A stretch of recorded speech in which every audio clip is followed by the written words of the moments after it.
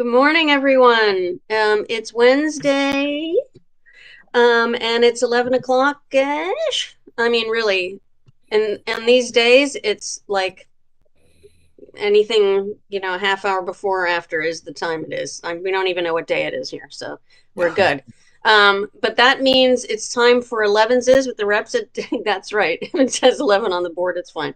Elevenses with the reps at Diesel Bookstore. Welcome, everyone. Thank you for joining us today. Every week we get together here. If you're new or joining us for the first time, we get together with our wonderful publishers, representatives, and booksellers to talk about new, upcoming, and recently released titles that we're excited about. But it's a very special Elevenses last week and this week because, of course, everybody knows, because I think everybody watching us today lives here in Southern California, especially the Los Angeles area, knows about the terrible fires. I don't even have to say anything else about it, but one wonderful aspect of this book community that we're all in is how incredibly supportive, tight knit, and just fantastic it is. So, despite being right there on the evacuation line, Diesel has been open every day with the troopers in there. I know it is hard to believe looking back to last week, right? It just seems like it's just all been one incredibly horrible day. But Diesel's been open every day and doing the thing and providing a place for people to come and talk and just sort of, decompress. So I really, really appreciate all of our reps and booksellers joining us today. Every one of you guys has been displaced or compromised in some way, and I can't tell you how appreciative we all are that you made it here today. And I'm going to introduce all of you in a moment. But first, I want to mention that all of our events at Diesel this week have been rescheduled for obvious reasons. And dates and for those rescheduled events are there. Joey has just posted the little link over there. So if you were, I'm not going to announce anything because I'm not sure exactly when some of them have been rescheduled for, but you can go ahead and check that link, and we keep the website updated, and you can check over there to see when our events are coming up. And the minute we can do it, we're back on it. Rest assured. All right. All of the books we talk about today are going to be posted in that chat bar on the side, and you can click on them later, now, whenever, and order them. And of course, we always welcome comments. Ginny, thank you. And questions, and it's just great to be here. I'm really glad that everybody could make it today. It's great to see all of you guys. Liz Camford joining us from Random House. Julia Callahan from Hachette, and joining us from the car for the first time, Jonna, our bookseller from Diesel, and they are unstoppable. Book people are unstoppable, Joey says, and that is absolutely true.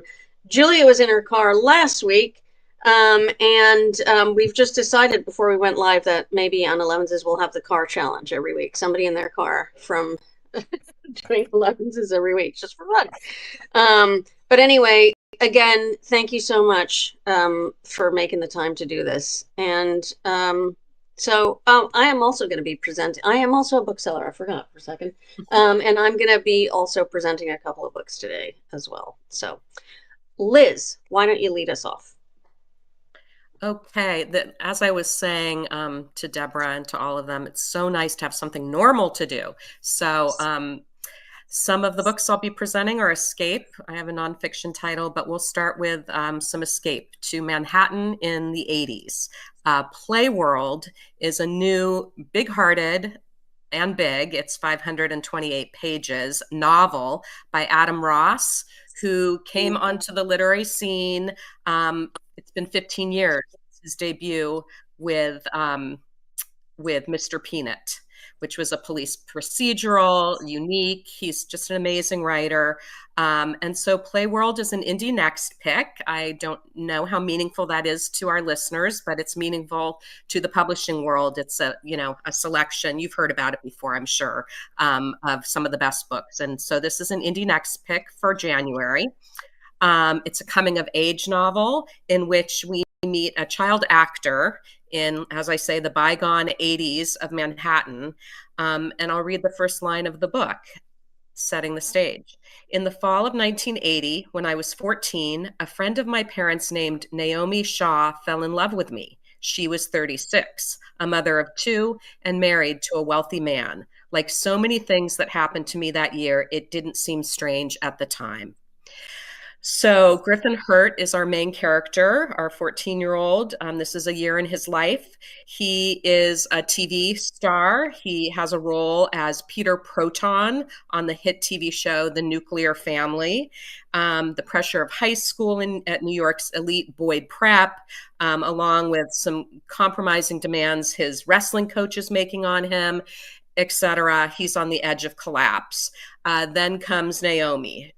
As I say, she's nearly twice his age. He's unwilling to burden his shrink with his problems because he shares his shrink with his mother, his father, and his younger brother. So he finds himself in the back of Naomi's Mercedes again and again, confessing everything to her, she being one of the adults that might do him the most harm. So this is a novel of laughter and heartache. We totally are immersed in Griffin's life and in this era in Manhattan. Jimmy Carter's on his way out. A B-list celebrity named Ronald Reagan is on his way in. Griffin's surrounded by all of these adults who seem really indulgent, not to care about what their kids are up to. And he's really left to his own devices to find the line between youth and maturity and dependence and love and acting versus truly dealing with life. So I think of this as kind of The World According to Garp meets The Graduate. Also, if you've seen the documentary on Nickelodeon about child actors, that's really so traumatic, Quiet on the Set, I think people would be interested in this fictional take on a child actor. And the author is just fantastic. He's the editor of the Sewanee Review. And even at a novel that's 528 pages, he's used his editorial keen eye along with his editor at Knopf to come up with this really tight, incredible novel. And I'll just leave you with this quote from Stephanie Danler. She's the author of Sweet Bitter. She wrote in her review, Ross writes so close to the bone that I winced while reading. And while young Griffin is brutalized and betrayed by the adults putting him through his sentimental education, Playworld is never hopeless. It instead reinforces our faith in art, that it can make and save a life. I have not read a book this weighty and soulful since I put it down, and I doubt I will again. So there you have Playworld. I checked stock. You have it in the stores, and I hope someone will buy it. Yeah, I'm so glad you talked about this one today because I missed it when it went by, and it is a little intimidating in length. The big book, which nothing wrong with that, but you can't just sort of pick it up and read it on your lunch break. So I've been wanting to hear more about it and know more about it, and now I'm really interested. I did see that documentary, which was really kind of gutting. So really interesting. That looks great, and I've been really intrigued by it. And I do talk about Indie Next every week on Elevenses because for me it's the greatest it's the best recommendation, because it means that the indie booksellers are reading it and looking at it. So excellent, a great lead off. Thank you, Liz. You're welcome. All right, Julia, over to you. Okay. Like Liz, I tried to do some fun and escapism like Liz said she was doing. I felt like we could use some escapism this week. So my first one is a new book. It's a follow-up from Scott Turow. It's called Presumed Guilty. It is a follow-up book to Presumed Innocent. Presumed Innocent, of course, came out in '86, I believe, and is now a hit show on Apple TV Plus that stars Jake Gyllenhaal. So it's one that people might be, if they haven't read it in the 40 years since it came out, 39 years since it came out, the original Presumed Innocent came out, then, you might be sort of familiar with some of the characters. But this is a follow-up, and it is just as sort of plotty, and I mean that in a good way, and like plot-driven and fun to speed through as its predecessor. We were talking the other day about Presumed Guilty and or Presumed Innocent, and saying that it was sort of the first judicial thriller pre John Grisham. One of the first judicial thrillers that really came out and did so well. Yes, Presumed Innocent is also a film. Thanks, Joey. An old film with it was it Harrison Ford? I think so. Yeah. So yeah, it's you don't have to have read Presumed Innocent or know any of the characters to read this book, though. If you have read that book, there'll be some nice Easter eggs in it. Yeah, Harrison Ford also had to evacuate. Yeah, it's a really fun one. It's a little thick, but I think with a book like this, that's fine. It still reads quickly, and is just a good literary thriller that is gonna just take you for a fun ride. So yeah, Presumed Guilty.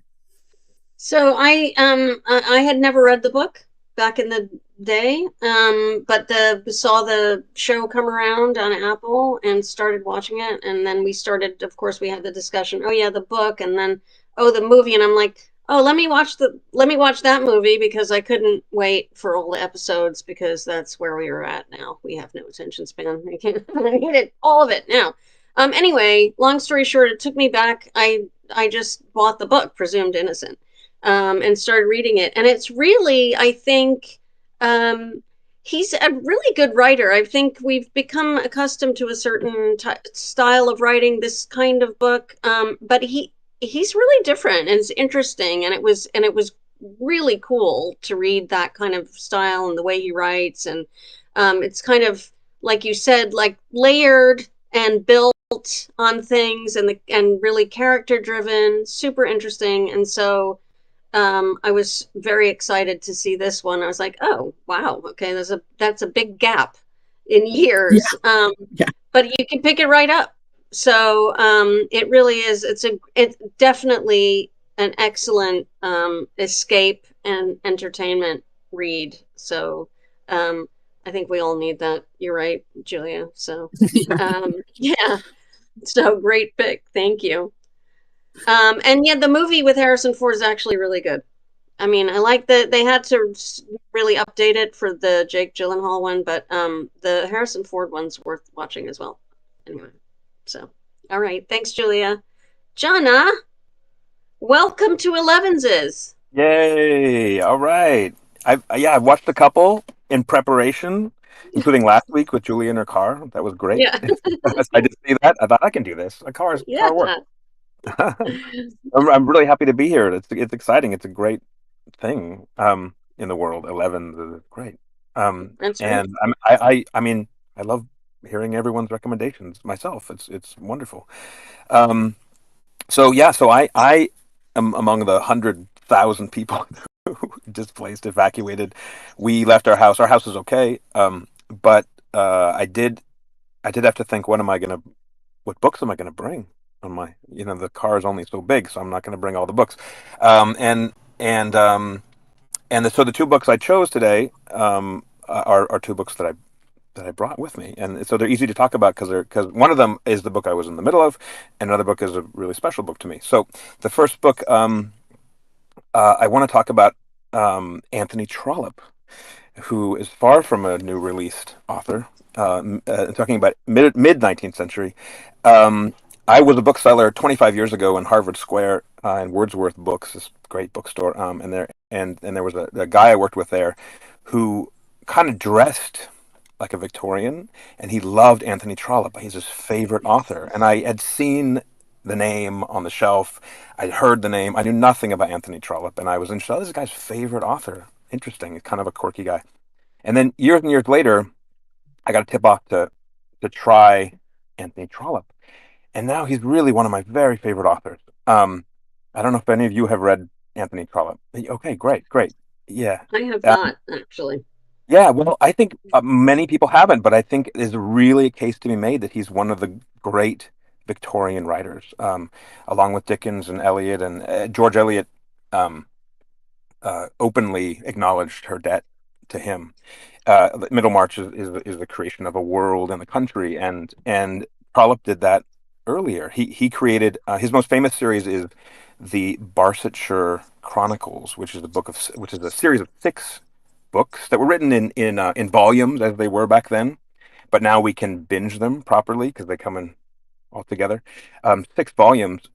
And he wrote many other another big series and many other books as well. But he too, like George Eliot, created a fictional county in rural England, populated by all kinds of people and society and clergymen and small town issues and horse riding and fox hunting and all kinds of status and um and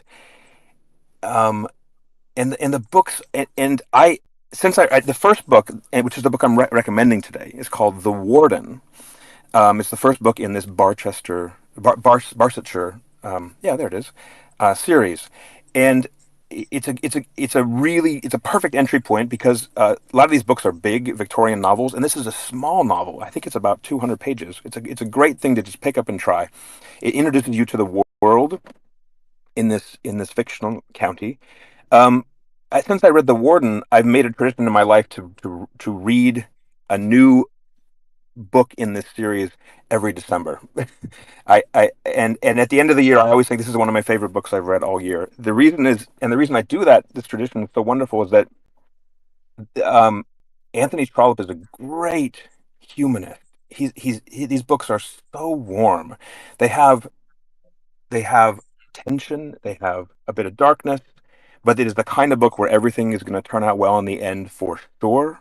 You don't know how it's going to get there, and he's a master storyteller, so there's a lot of like doubt and wonder and how's it all going to tie up, but you know it's going to be fine in the end, which is another great thing for this moment. Maybe you want a book that you don't have to worry about. It's not Thomas Hardy or something, and um, the Warden, for example, itself takes a main central character, Septimus Harding, who's this older gentleman who's in charge of taking care of these beadsmen, this shelter for these older men, and a guy swoops into town who says there's corruption going on. Septimus Harding should be booted out of his job, and it should be reform should happen. And so, but Septimus Harding is a great, honest person, and you really have a lot of loyalty for him. And so you follow this plot, and there's always young love, and there's always marriage, and there's always money issues, and they always go to London for a while and go to balls and society, and there's dress and all of this. And I'll just say 2 things. And Anthony Trollope is so warm, and he treats every character with a great humanism. So even the so-called villains, he'll enter and he'll say, I'm so sorry. I believe I've painted this person as a villain. He really isn't a villain. Now let's look at this guy. He's saying this literally. Let's look at this guy and appreciate how he also has problems. He's under a lot of pressure, and then you kind of have some sympathy for him, and you have sympathy for everybody. And so you read his books and you feel good about humanity. Which is wonderful always, and maybe really good now, and kind of actually in tune with what's happening now, I think.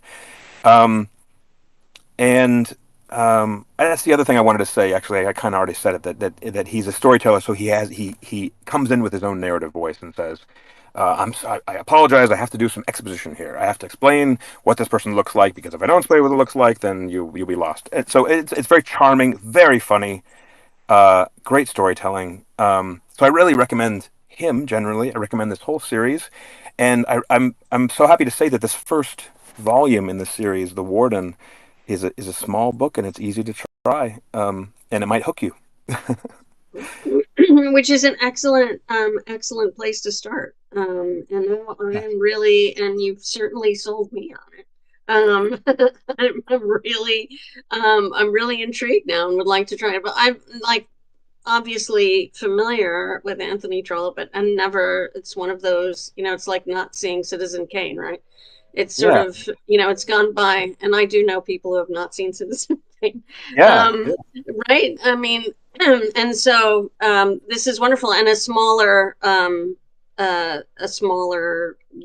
less daunting volume is a great place to start. So excellent. As Liz said, the modern library edition, these are great. yeah. Also, the way they're packaged. So excellent. Thank you, Jonna. You're welcome. I am going to talk about a book that I think is sort of goes along with the theme that we've been talking about. We mentioned actually desert island choices, right? Which books would you take with you when you evacuate? And I've sort of been faced with that dilemma before, having evacuated before, and I'm here to tell you, I just don't know. I mean, like, I have no idea. I wouldn't know where to start. I'm not, and then it just becomes overwhelming. But which is not to say that you can't. But in terms of people who don't have books with them or want to know about new books or thinking about which books to take, there's this. It's a small hardcover called Bibliotherapy. And this is what we're talking about today is bibliotherapy, right? Books to guide you through every chapter of life. So this is by Molly Masters, and it's very simple. It just goes through various, like here, for example, first loves and great loves. And then it will give you a list of books. And I have vetted this. The books are very good. And I think books that not everybody would have come across. So there's like, for this, in the love section here, there's Biography of X by Catherine Lacey, Your Driver is Waiting by Priya Guns. I mean, this is not what you would normally expect to see in that kind of selection. And then, so it goes through the list of various stages in life and things that come up, and gives you sort of like brief descriptions of the books here, and their perspective, and then just a list afterwards. But it's really it's super comprehensive, broken down into both fiction and nonfiction.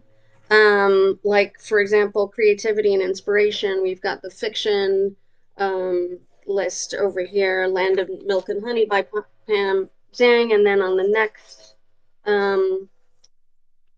next page, you've got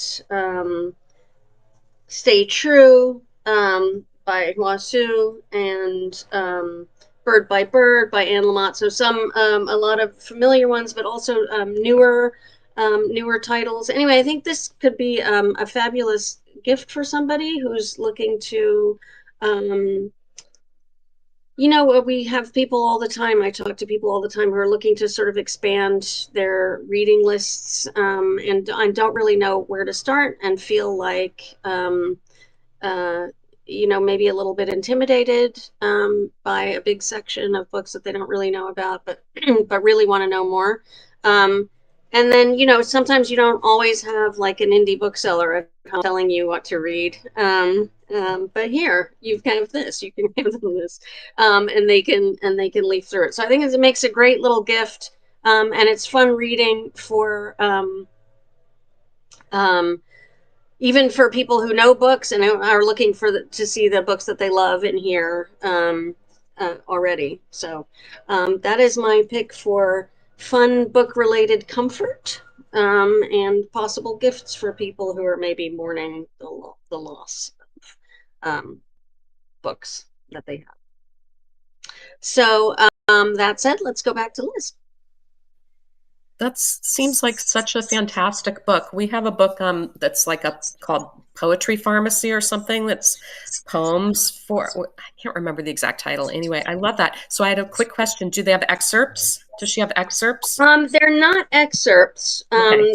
There's a quote here and there, but mostly it's sort of descriptions of the book, positioning them in like historical context if they're older, or if they're newer. So it's really for such a it's not like that big of a book. It's a nice sort of trim size, but for such a sort of compact little book, there's like a lot here, and I was really impressed by the scope.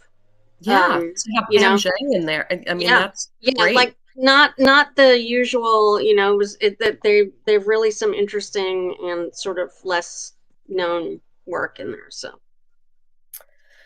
well, okay. So next, I'm a big poetry fan and a big short story fan, not just because short stories are short, but because words matter and fewer words sometimes matter more. yeah.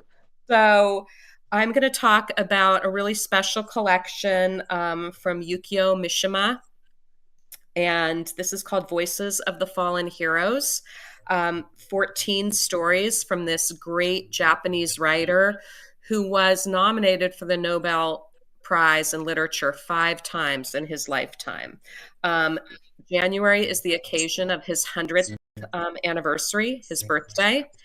And so it's just a fantastic translation, as I said, of 14 stories from his final decade. So I took you to play world, the 80s, New York and play world. Now we're in Japan in the 60s. I think somebody has their speaker on. Is that just me hearing that? It might be me. Hold on a second. Oh, it's okay. I mean, I can talk over it. Just I wanted to make sure it wasn't something on my end. Anyway, I rediscovered Mishima when I was reading Mina's Matchbox, which was one of my favorite novels this year. The precocious Mina in that, she's a middle schooler, but she's such a reader, and she and her whole family love Mishima. And they are devastated. It's a plot point in the novel, hearing about his suicide, because he committed suicide in 1970 at the age of 45. And many of you might know that. I had forgotten the circumstances of his suicide, which were somewhat politically motivated, not so much that he didn't win the Nobel Prize, but politically, he really wanted to return to the ancient traditions of Japan and to the samurai. And he actually committed seppuku, disemboweling himself with a sword. So very dramatic. If I ever knew it, I can't believe I would forget it. Anyway, that's a ritual suicide. But before that, he wrote amazing stories. So some of the stories in this book, the title story is a seance in which spirits are brought forth of young officers in the Imperial Army. So he was, very kind of obsessed with he even had a private militia. And also in the story, the kamikaze pilots of World War II, who reproached the emperor and mourned Japan's modern decline, again, relevant to his life. In another story, he recounts the true story of the time a deranged fan broke into his home at dawn, insisting on meeting the author and imploring him to tell the truth. Elsewhere, there's a story about a beautiful young person achieving eternal life through a violent murder, an ill-matched couple who seal their fate with a pack of cards, tangled in the web of time and unfulfilled desire. These are intense, beautiful, but compact as short nonfiction. As I said, the translators are great. And this, if you've never read Mishima, kind of like how Jonah's talking about an introduction to Trollope, this would be a really good introduction to Yukio Mishima's body of literature. Amazing. It's totally graphic. Fascinating. Julia, who I always forget was at Book Soup. Yes. Way back when, says that Tosh was the buyer over there at Book Soup and would talk about Mishima stories. But I'm not very familiar. But thank you for bringing up Tosh. Talk about a Substack that I love to follow. He is an amazing reader and person. Yes. I don't. But our paths don't really cross very much. I didn't know he had a Substack. Thank you, Liz. I'm gonna look for that. LA book people are the best book people. I don't think we can say that enough. Well, I'm going to include San Diego as well. Let's just say Southern California. No, let's just say California. Okay. Oh. Thank you, Liz. All right, Jonna, back to you. Awesome. Okay. So bringing us back to, I didn't on purpose pick two things from the middle 19th century, but it actually turned out that way. Like, these are very actually contemporary books with each other.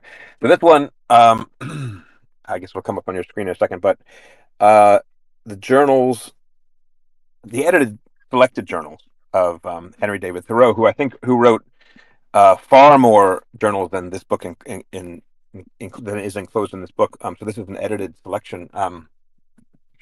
So the Trollope I was in the middle of because it was my December reading, and it was a big. I'm in the fourth volume. It was a big book, and so I had to bring that when I evacuated. And this book has actually lived on my nightstand for years, and I brought it almost as a talisman. It's a comfort. This book,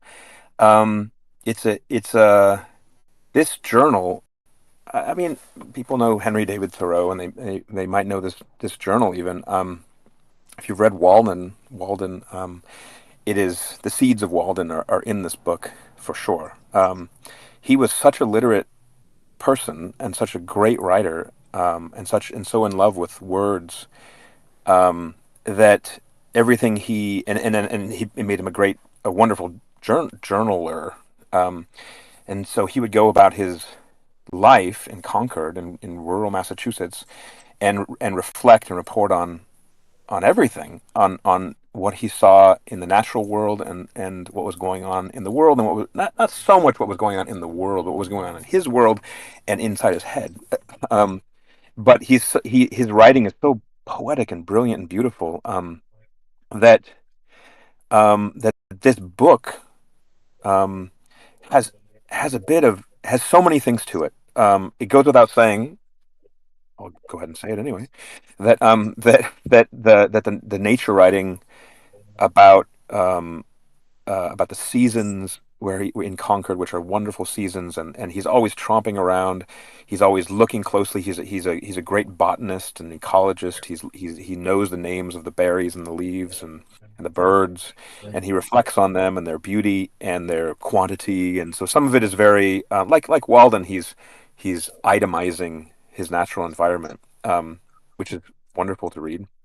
And then he's also, and so nearly in every entry you're immersed in nature alongside someone who is so perceptive and so poetic at the same time. And he's writing for himself. I don't think he wrote these things to be published, and so he's really, it's just his mind. And his mind was not always at ease.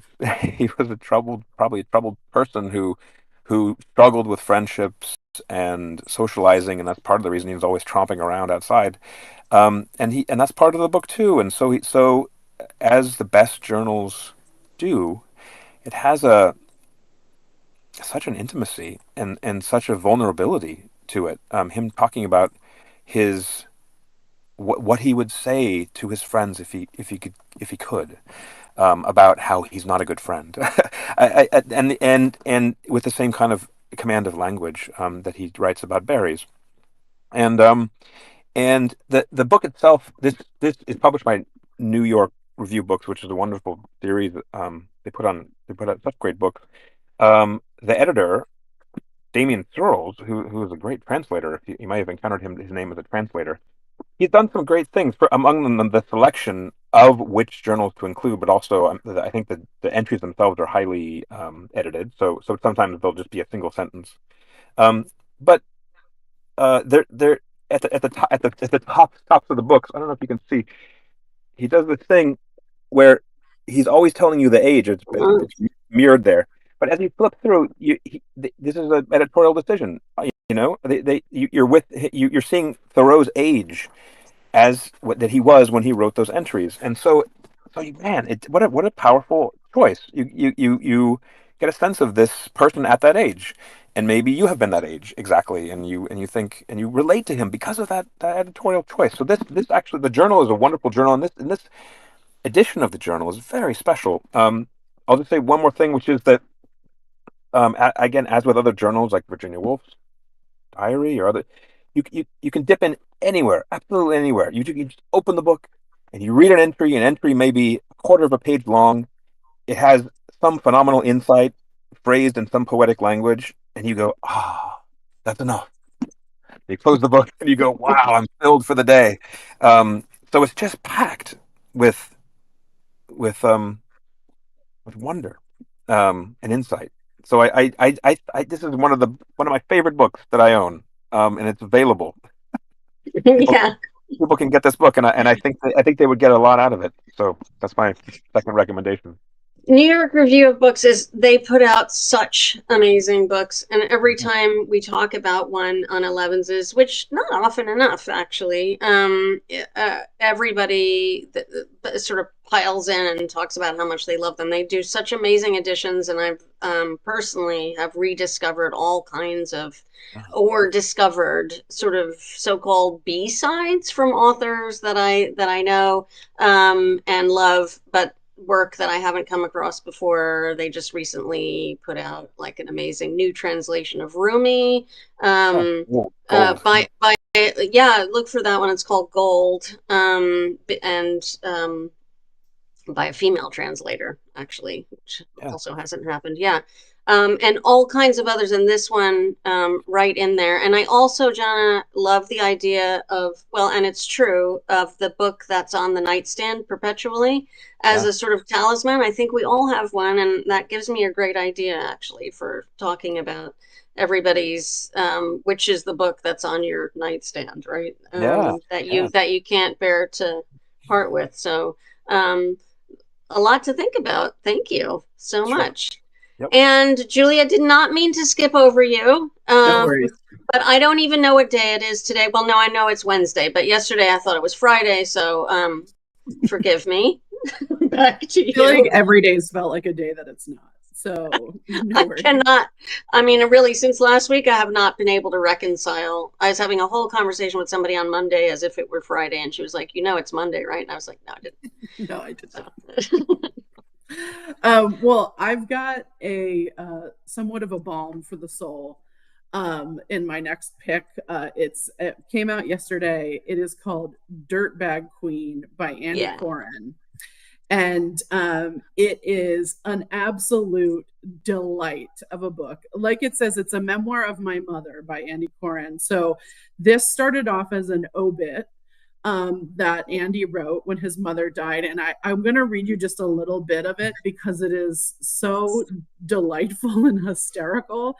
And it starts, a plus-size Jewish lady redneck died in El Paso on Saturday.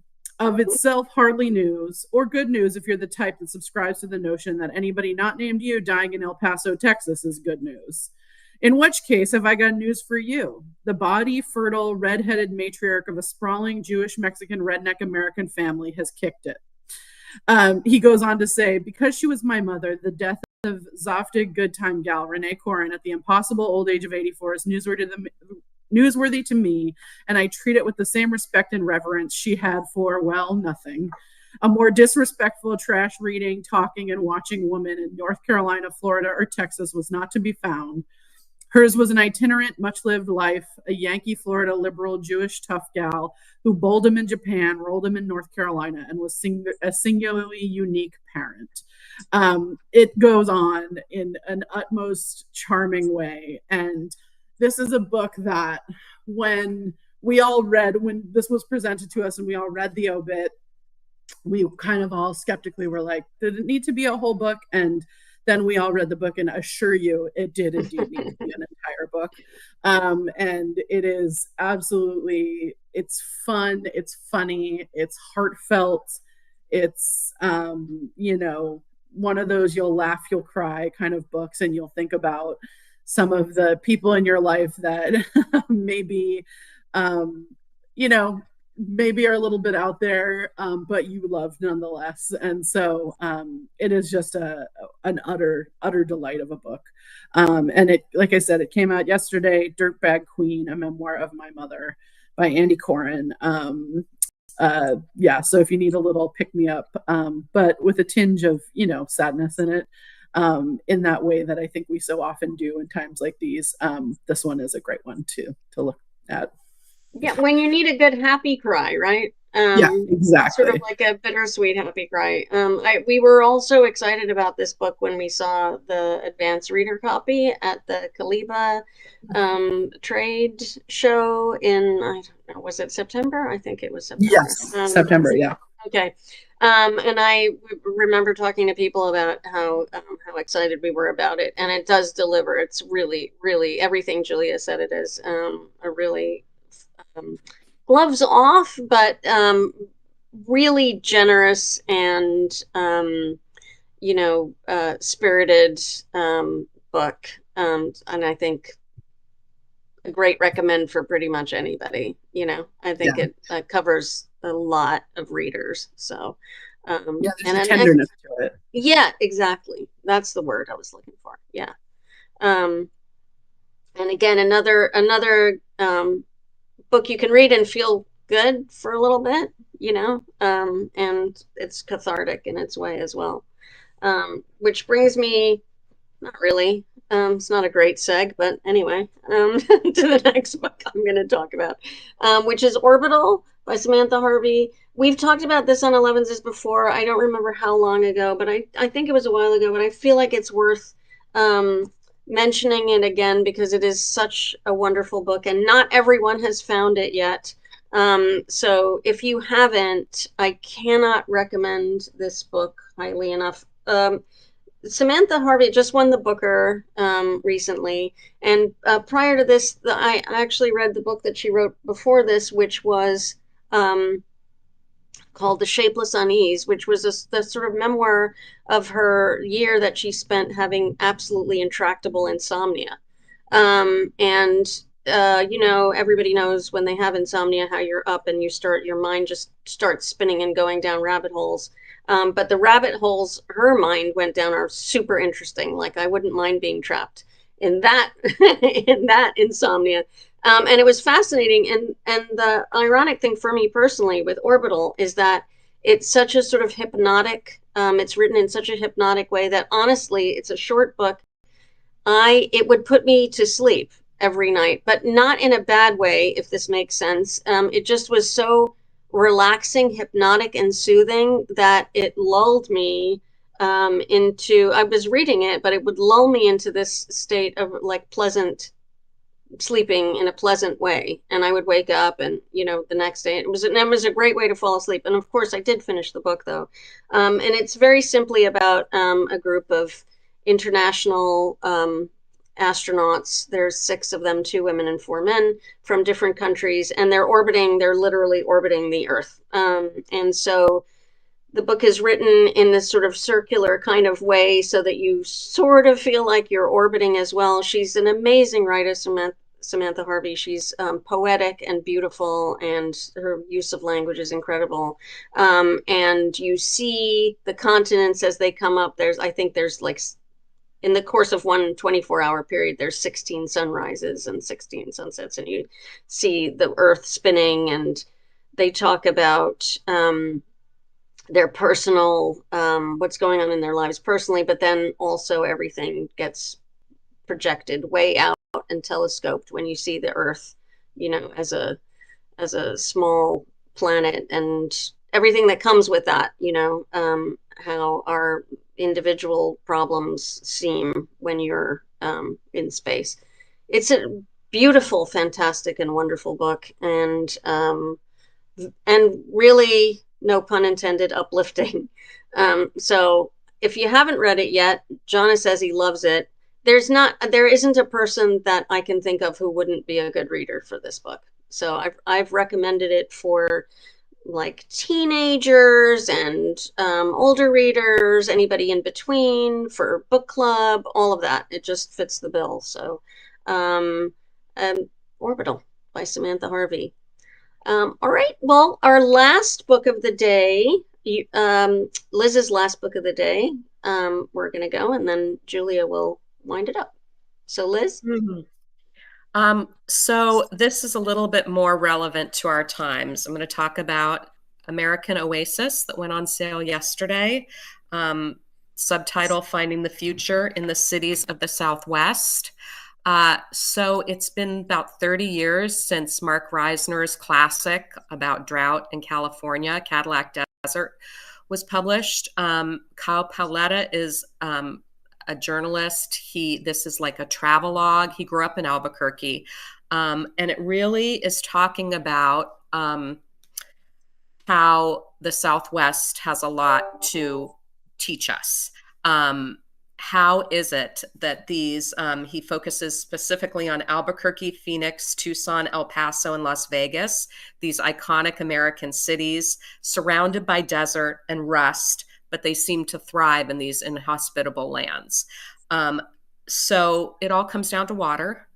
And he's asking the question about what happens to cities like this when the Colorado River and its branches dry up.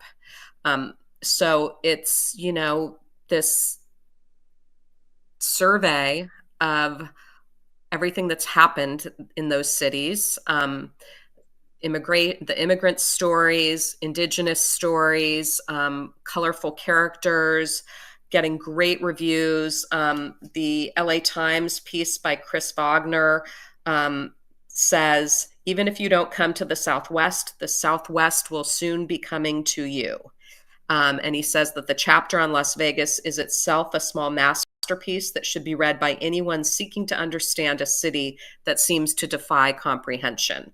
Also, great reviews from Hampton Sides, author of The Wide, Wide Sea. It's a book like no other, helping us understand what's going on. And it also, I've been set in my territory includes Albuquerque and Santa Fe. So I'm there a lot, and, they're marvelous places, although not from the Breaking Bad aspect, which I just finished that series. But, again, just a really important history for those of us who live on the West Coast. And so all of these are so important, I think. And books of Mike Davis has written a lot. And those are I'm happy to see people looking at those and recommending. And Parable of the Sower, which I almost talked about today, which literally by Octavia Butler, which literally takes place in 2025. When Los Angeles is on fire and there's been like a fascist recently erect. I mean, it's like, okay. Yeah. So as much as we love nonfiction, we that's not escape. But really, writers always know. There's always writers out there who know and who have written about it. There's the old joke that of the these science fiction novels that are being moved to current events, that meme goes around all the time. But that is really on the nose, 2025. But these types of books are really important. I realize that it might be difficult reading for some people who don't want to think about it or are really stressed out about things. But the more we know about all of this, the better prepared we can be for what's coming. So I think it's a really, really important book.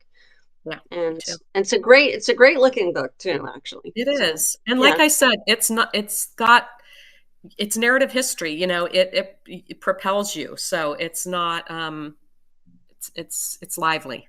Right, exactly. And fascinating. I mean, the history of the Southwest is super interesting, you know. Yeah. Anyway. So, and Julia points out there's a great article on Octavia Butler in Rolling Stone. I did not know. Thank you, Julia. Thanks for the link. I'm going to check that out. Yeah, really like super on the nose there. And on that note, Julia, why don't you wrap us up for the day? Sure. I will say Cadillac Desert was my dad's favorite book. So it was a big staple in our house when I was growing up, and definitely informed a lot of my opinions on California water politics. But my final pick, it's actually a children's book. It's a picture book. It's out today, or it's out yesterday, sorry. It is by the wonderful poet Kwame Alexander, with beautiful illustrations by Charlie Palmer. It's called How Sweet the Sound. And it is a soundtrack for America. And so what this book is, and what it does, is it goes through the history of Black music in America.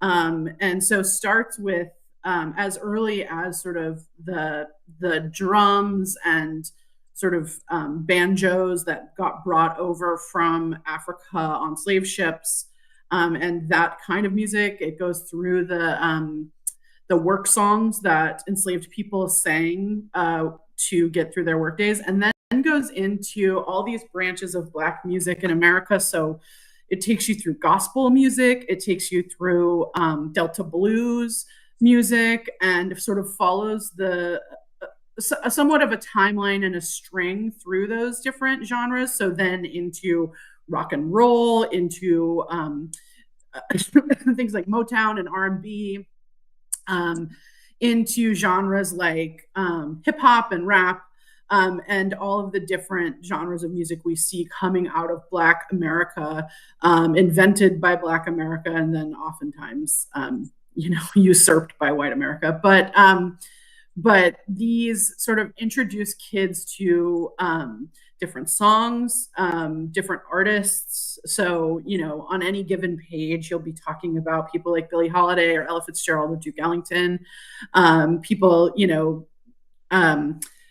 different kinds of rock artists like Prince and Tina Turner and Jimi Hendrix, Little Richard, and sort of gives kids this introduction. And then at the back, there is a kind of timeline and a little bit of just a few paragraphs for each section on like what the songs are and what the who the artists are that he talks about and that are pictured throughout the book. So a great thing to sort of put together. I think there is actually a playlist on Spotify for How Sweet the Sound, or put together your own playlist, whether it's to introduce kids to new music or yourself, or to just have this like lovely sort of compendium of great Black musicians throughout American history.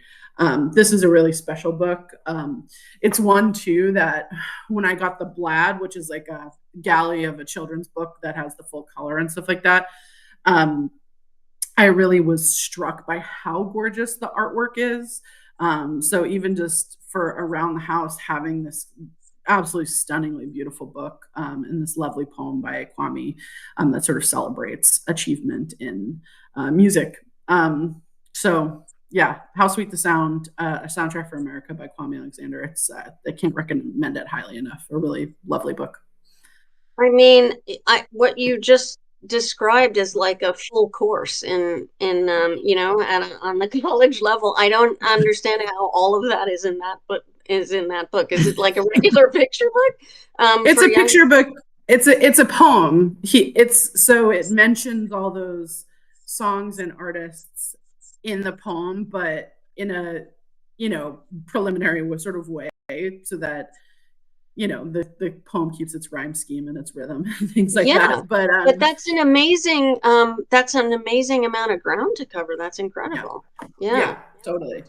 Yeah, totally. And it really is just a celebration. So, well, I haven't seen it yet, but I'm super excited for this book. So I love all of Julia's music books. When for whatever age group they're targeted at, I always pick one up. So I do love a music book. Yeah, and this one he's amazing. The art is incredible. I saw a bit of the art, so really looking forward to this one. That's a great way to end today, I think. Excellent children's book, but for everybody. I want to thank everybody for joining us today. Really, under extraordinary circumstances, again, super grateful and that you're here.